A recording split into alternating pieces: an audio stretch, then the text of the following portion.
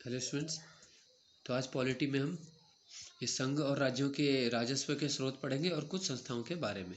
तो बात करते हैं संघ के प्रमुख राजस्व स्रोत। संघ मतलब है केंद्र सरकार। राजस्व यानी करों का निर्धारण कैसे करती है और उसको सर्वाधिक कर कहाँ से प्राप्त होता है। ठीक है, तो ये प्रश्न पूछा जाता है कि केंद्र की आय का सबसे बड़ा साधन क्या है। तो यह देखो पहला वाला पॉइंट आता है निगम कर। अब निगम कर किस पर लगता है ये भी पूछा जाता है। तो यह कॉरपोरेट घराने जो हैं भारत के, जैसे बजाज ग्रुप है ना, ये टाटा बिरला अंबानी ग्रुप जितने भी हैं, तो उनकी कंपनियों पे जो लगता है कॉरपोरेट, तो ये है निगम कर। इसलिए इससे ज़्यादा इनकम होती है। इसके अलावा देखो सीमा शुल्क है, निर्यात शुल्क, कृषि भूमि को छोड़कर अन्य संपत्ति पर संपदा शुल्क, विदेशी ऋण, रेलवे, रिजर्व बैंक और शेयर बाजार। तो ये सभी जो है इससे संघ के प्रमुख राजस्व के स्रोत हैं। ठीक है, केंद्र सरकार की इनसे कमाई होती है। इसके बाद देखते हैं राज्य के प्रमुख राजस्व स्रोत। तो ठीक है, व्यक्ति कर, कृषि, ठीक है, कृषि भूमि पर कर, संपदा शुल्क, भूमि एवं भवन पर कर, पशु एवं नौकायन, बिजली विक्रय, ठीक है, वाहन पर कर और चुंगी कर और आबकारी यानी शराब। ठीक है, तो ये भी एक प्रमुख कर है, इससे अच्छी आय होती है शराब से।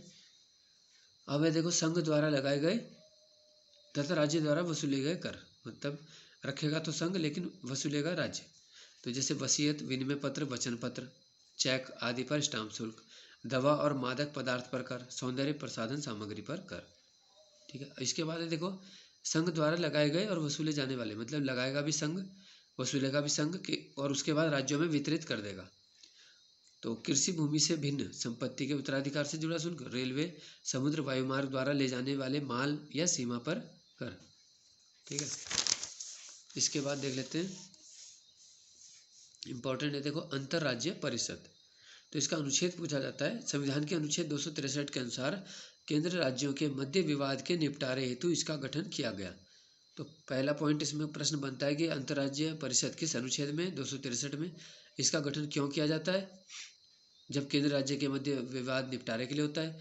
इसका गठन कौन करता है, तो राष्ट्रपति करते हैं। ठीक है, तो इसका गठन राष्ट्रपति करता है। ठीक है, परिषद के लिए संवैधानिक प्रावधान है वैसे, लेकिन इसका गठन 1990 में तत्कालीन प्रधानमंत्री ने अंतर्राज्यीय परिषद का गठन की घोषणा की थी।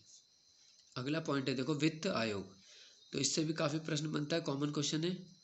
तो देखो अनुच्छेद 280 इसका सबसे ज़्यादा पूछते हैं अनुच्छेद, तो आर्टिकल है 280 वित्त आयोग। ठीक है, 280 के अंतर्गत वित्त आयोग का गठन राष्ट्रपति द्वारा किया जाता है।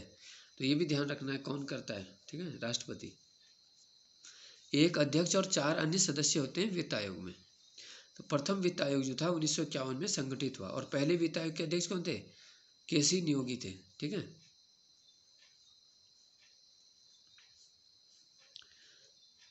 अब देखो केंद्रीय करों में राज्यों के हिस्से का फैसला या निर्णय लेता है वित्त आयोग। इसके बाद देख लेते हैं योजना आयोग। अब ये संस्था तो देखो है नहीं, ठीक है, तो इसका देख लेते हैं फिर भी डेट इसकी 15 मार्च 1950 को योजना आयोग बना था, और ये 31 दिसंबर 2014 तक अस्तित्व में रहा। फिर 1 जनवरी 2015 से क्या हो गया, नीति आयोग बना है। ठीक है, national institution for transforming India. तो इसको ध्यान रखेंगे, है ना। अगर पूछेंगे नीति आयोग ने किसका स्थान लिया, तो योजना आयोग का स्थान लिया है। अब ये देखो राष्ट्रीय विकास परिषद, एनडीसी कहते हैं इसको, नेशनल डेवलपमेंट काउंसिल। तो इसकी स्थापना 6 अगस्त 1952 को की गई। इसके अध्यक्ष या चेयरमैन कौन होते हैं, प्रधानमंत्री होते हैं। जैसे नीति आयोग के कौन है, तो वो भी प्रधानमंत्री हैं। ठीक है, और जो राष्ट्रीय विकास परिषद के सदस्य हैं वो सारे प्रदेश यानी राज्यों के मुख्यमंत्री होते हैं। तो योजना आयोग की सहायता के लिए, अब योजना आयोग नहीं है तो किसकी, नीति आयोग की सहायता, ठीक है, ये करेगा। तो नीति आयोग का काम है देखो थिंक टैंक के रूप में काम करना, योजना बनाना, है ना। और एनडीसी का काम क्या हो जाएगा, ठीक है, इसकी योजना आयोग की जगह अब नीति आयोग ही याद रखेंगे। तो एनडीसी का काम क्या है, योजनाओं को क्रियान्वित करना। तो मूल अंतर समझ लो, नीति आयोग योजना बनाएगा और राष्ट्रीय विकास परिषद उनको लागू करेगी। ठीक है, तो परिश्रम को सुदृढ़ करना, उसको गतिशील बनाना, देश के सभी भागों के लिए तीव्र विकास, संतुलित विकास हेतु प्रयास करना। ठीक है, एनडीसी का काम है। आर्थिक नीति को प्रोत्साहित करना, योजनाओं की प्रगति पर समय समय पर विचार देना, है ना।